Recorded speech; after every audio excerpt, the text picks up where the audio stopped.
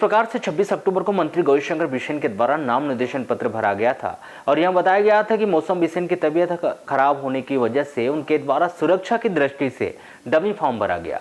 वह स्वस्थ होकर जल्द ही प्रत्याशी के रूप में अपना फॉर्म भरेगी, किंतु 27 अक्टूबर को भी मौसम बिसेन के द्वारा अपना फॉर्म नहीं भरा गया, जिसको लेकर जिले में यह जनचर्चा चल रही है कि बालाघाट विधानसभा से गौरीशंकर बिसेन ही चुनाव लड़ेंगे।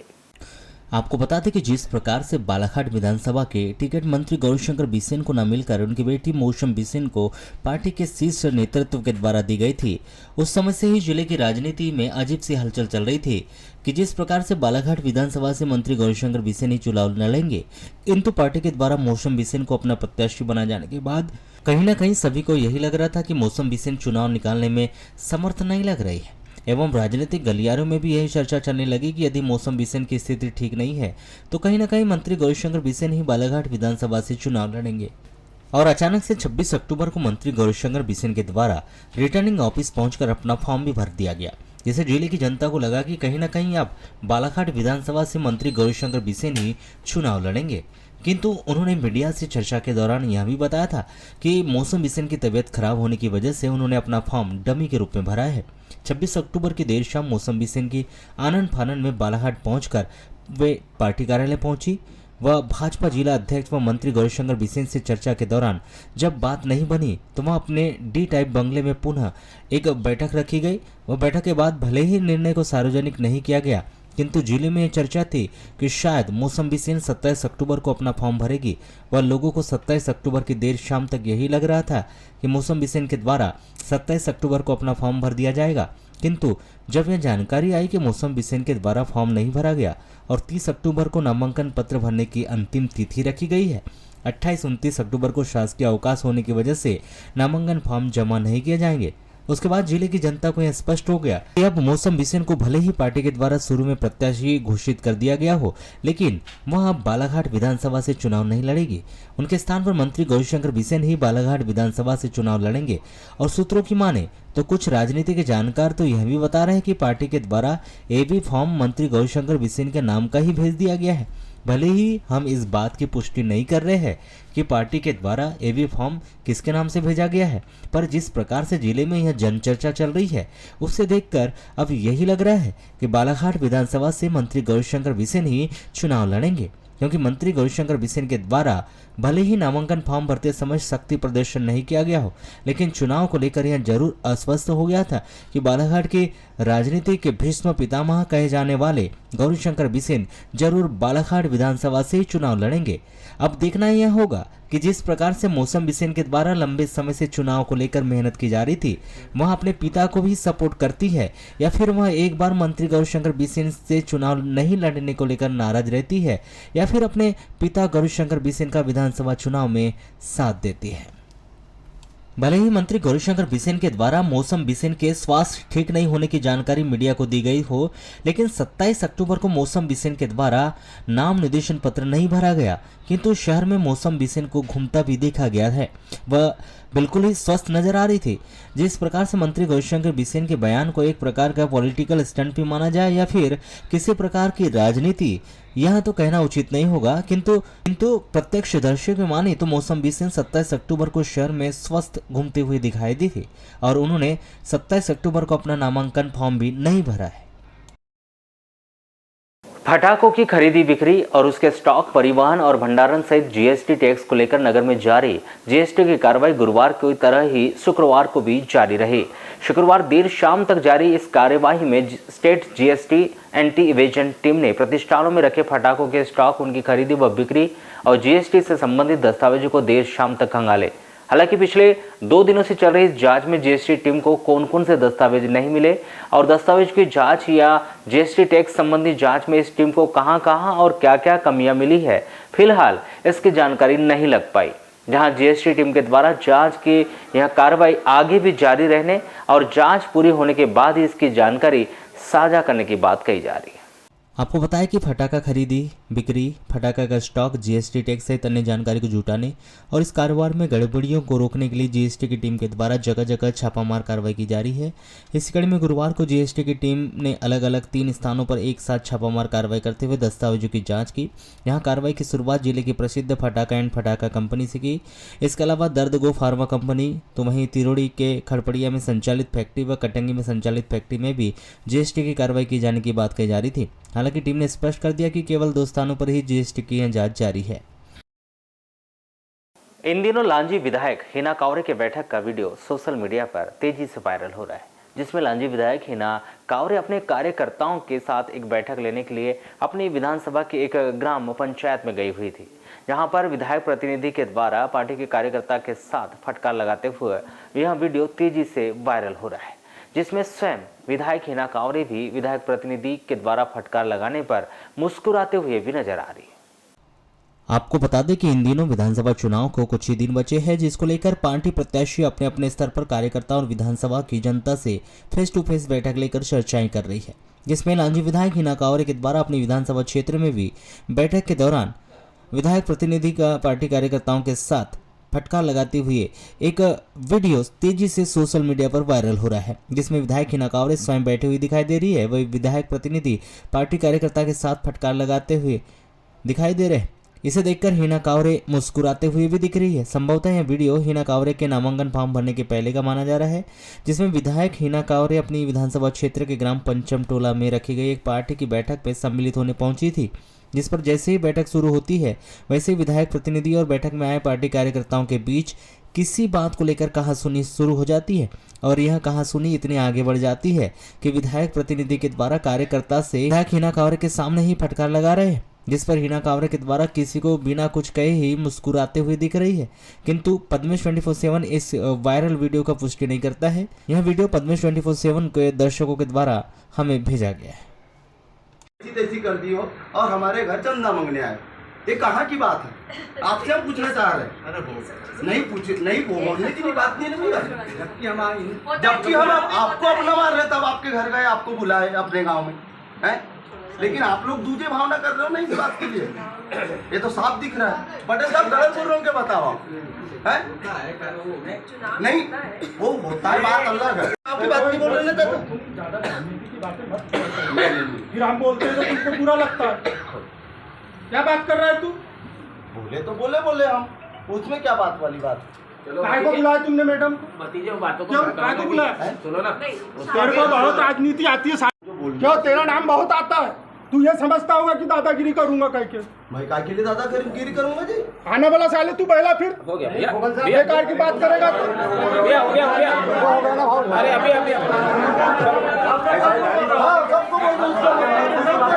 कोई नहीं आएगा। देखो यहाँ शांति वाली बात है, शांति से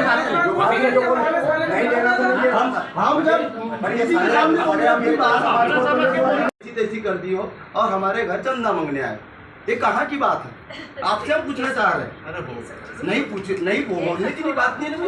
जबकि हम आपको अपना मार रहे तब आपके घर गए, आपको बुलाए अपने गांव में, हैं? लेकिन आप लोग दूसरे भावना कर रहे हो नहीं इस बात के लिए, ये तो साफ दिख रहा है। पटेल साहब गलत बोल रहे हो क्या? बताओ है? नहीं, वो होता है, बात अलग है। आपकी बात नहीं बोल रहे ना, फिर हम बोलते हैं तो तुमको बुरा लगता है। क्या बात कर रहा है तू? बोले तो बोले हम, उसमें क्या बात वाली बात? काय को बुलाया तुमने मैडम? क्यों काय को बुलाया? सुनो ना, तेरे को बहुत राजनीति आती है। क्यों तेरा नाम बहुत आता है? तू ये समझता होगा कि दादागिरी करूंगा कह के? मैं काय के लिए दादागिरी करूंगा जी? आने वाला साले तू पहला फिर हो गया भैया, बेकार की बात करेगा तू। हो गया। अरे अभी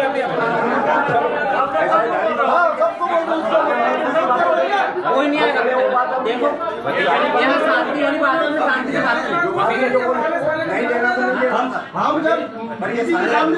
बात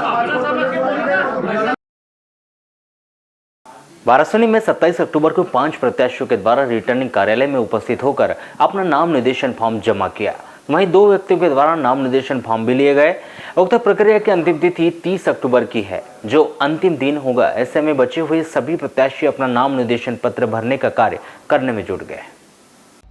आपको बता दें कि नाम निर्देशन प्रक्रिया में 27 अक्टूबर को बहुजन समाज पार्टी के प्रत्याशी अजाबलाल शास्त्री, भारतीय जनशक्ति चेतना पार्टी के प्रत्याशी जिलेंद्र पगारे, निर्दलीय के रूप में मनोज लिल्लारे, मुकेश बंसोड़, मनोज मेहरबान के द्वारा रिटर्निंग कार्यालय में नाम निर्देशन पत्र जमा किया गया।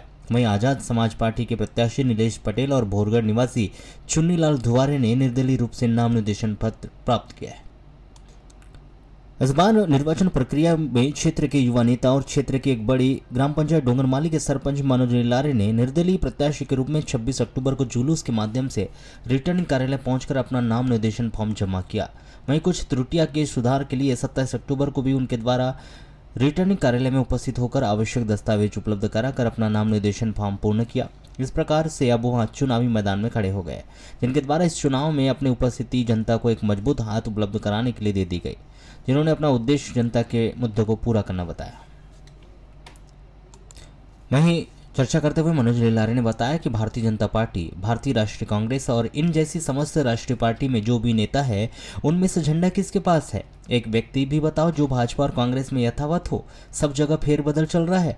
जब ऊपर वाले नेता अपनी पार्टी को महा नहीं समझते, खुद के हित के लिए झंडा छोड़ते और पकड़ते हैं, तो कार्यकर्ता उनके पास क्यों खड़ा रहे? क्या कार्यकर्ता का अधिकार नहीं है? केवल वहाँ मत देकर घर में चुपचाप बैठने के लिए है? मैं भारतीय जनता पार्टी के कोई विशेष पद में नहीं हूँ। एक ग्रामीण मंडल अध्यक्ष का पद था जिसमें मेरा निष्कासन नहीं हुआ है। किसान मोर्चे में मंत्री हूँ, उसका भी निष्कासन मुझे नहीं मिला। श्री लिल्लारे ने बताया कि इसमें बागी का क्या सवाल है? जब पार्टी में ही सब बागी लोग बचे हैं तो हम कहाँ के बागी है? बाइट मनोज। सबसे पहली चीज़ तो मैं आपको ये बता दूं कि ये शक्ति प्रदर्शन नहीं है। वैसे शक्ति प्रदर्शन नहीं मानता है, तो लोगों का प्यार है, लोगों की चाहत है। अपने लोग जो अपने को चाहने वाले हैं, उन्होंने आज अपने से होकर के साथ दिया, समर्थन किया है। मैं नहीं दिखाना चाहता था किसी को कि मैं क्या करना चाह रहा हूँ, क्या नहीं चाह रहा। जनता दिखाना चाहती थी कि हम क्या करना चाह रहे हैं। ये लड़ाई जो है ये जनता की लड़ाई है, मेरी लड़ाई नहीं है। मैं तो सिर्फ साथ में उनके बैठा हूँ। किस बात को लेकर आप ये लड़ाई? देखिए, सबसे बड़ी चीज़ तो ये है कि बात अगर अपन करते हैं तो बात एक ही जगह पे मेरे हिसाब से आकर के ख़त्म हो जाती है। वो बात ये है कि अभी तक के हर किसी ने अपने मुद्दे बताए, अपनी चीज़ें बताए, अपने विकास कार्य बताए, सारी चीज़ें बताई। मैं ये बताना चाहता हूँ कि इस बार जनता बताएगी मुद्दे, हम करेंगे पूरा।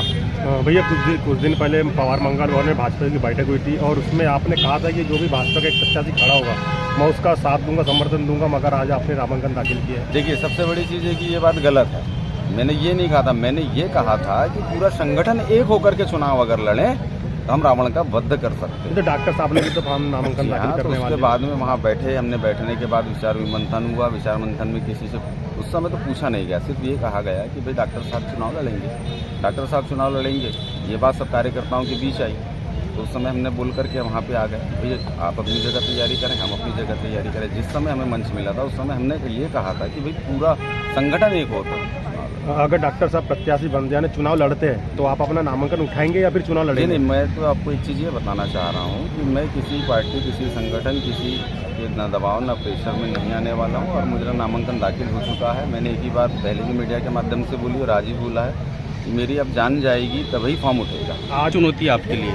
चुनौती तो खैर देखिए, जब अगर अपनी सोच और अपना विचार और अपने दिल में दृढ़ संकल्प हो तो हर चीज़ें फिर छोटी समझ में आती है। बात बच गई कि आगे बड़े बड़े लोग बड़े हैं, पर ऐसा है चुनाव के तो हिसाब से ही है। चुनाव में कहाँ से बड़े और कहाँ से छोटे, एक भी ऐसा कोई मतदाता बता दे कि हम पैसे लेकर के वोट देते हैं। सब तो निःशुल्क ही काम है, मन साफ है सबका, सब कार्यकर्ता हमारे साथ में खड़े, सबका जन समर्थन हमारे साथ है। ये तो निःशुल्क और निस्वार्थ भाव से देने वाला वोट है। इसमें पैसे की और ये सब चीज़ों की बड़े और छोटे की कोई बात नहीं। हर व्यक्ति 9 महीने के, 9 महीने के ऊपर कोई 10 महीने का नहीं, कोई बड़ा नहीं और कोई छोटा नहीं है। रहेगी बात तो अपने अंदर दृढ़ संकल्प होना, अपना विचार दृढ़ होना और अपने साथ जो जनता जिन्होंने आज हमारे साथ इतना समर्थन दिखाया है, इनका साथ हो। इससे बड़ा मैं कुछ नहीं समझता। और बात बच गई भारतीय जनता पार्टी की, और बात बच गई कांग्रेस की, और बात बच गई राष्ट्रीयकृत किसी भी पार्टी की। तो आज ये बताइए मुझे कि राष्ट्रीयकृत पार्टी के जो नेता है, झंडा किसके पास है?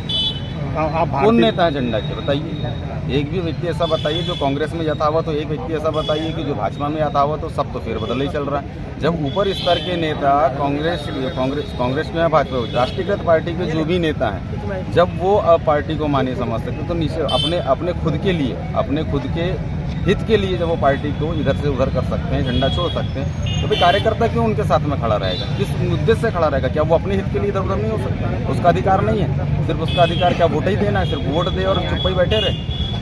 आप भारतीय जनता पार्टी के पद पर है, अभी आपने इस्तीफा दे दिया है कि पार्टी को? जी, मैं देखिए भारतीय जनता पार्टी के ऐसे कोई विशेष पद पे आज की तारीख में नहीं हूँ। मुझे पहले ग्रामीण मंडल अध्यक्ष का पद था, जो मेरे पास आज भी यथावत है, और अभी तक मुझे उसका कोई निष्कासन पत्र नहीं आया है। और इसके बाद में मुझे पिछड़ा किसान मोर्चा में एक मंत्री पद है, किसान मोर्चा में मंत्री पद, उसका भी मुझे कोई निष्कासन पत्र अभी तक नहीं। तो क्या आप बागी मान रहे हैं आप अपने भारतीय जनता पार्टी के इसमें सदस्य? बागी वाला तो कोई विषय ही नहीं बचा। पार्टी के पास ही पूरे बागी लोग बचे, तो हम और कहाँ के बागी हो गए? हम तो आज बताइए आपको, पार्टी के पास ही खुद बागी लोग हैं, तो हम कहाँ से बागी बन गए? अगर पार्टी के कोई बड़ा नेता आपसे कोई चर्चा करने आता है तो आप तो उनकी बात मानेंगे? नहीं, उस पर तो कोई बात मानने वाला विषय नहीं बचा। हमने अपने स्तर के बड़े नेताओं को सब जाकर के बता दिया, पूरी तरह से भोपाल जाके क्लियर कर दिया कि हम चुनाव मैदान में हैं। हम नहीं चाहते कि आप लोग आएँ और हम किसी का अपमान करें, क्योंकि नहीं बोलना अपमान हो जाएगा। नहीं बोलेंगे यानी हमारे घर तक के हमारे वरिष्ठ आए और हम नहीं बोलेंगे तब अपमान हो जाए। इसलिए हमने पहले ही बोल करके आ गया कि भाई साहब, हम आप लोगों का आशीर्वाद लेने आए, हम चुनाव मैदान में हैं, चुनाव मैदान में रहेंगे, हमको आप लोग मनाने ना आए, क्योंकि हम किसी का भी अपमान नहीं चाहते। घर से वापस होना यानी अपमान होता है। चलिए ये बताइए कि चुनाव के परिणाम क्या होंगे, कौन से नंबर पर रहोगे आप? देखिए, अब तो जनता बताएगी। नहीं, आप बताइए किस उम्मीद से आप? देखिए, हर कोई प्रत्याशी तो जीतने की उम्मीद से चुनाव लड़ता है। हाँ। हर किसी को, चाहे वो छोटा प्रत्याशी हो या बड़ा प्रत्याशी हो, वो जीतने की उम्मीद से चुनाव लड़ता है। बाकी ऐसा है कि हिसाब किताब तो जनता बनाती है, सारे जनता के ऊपर। क्या लगता है जनता का रुझान आपको? जनता का रुझान आप लोग बताएंगे भाई साहब, मैं क्या बताऊँ, आप लोग मीडिया वाले जान।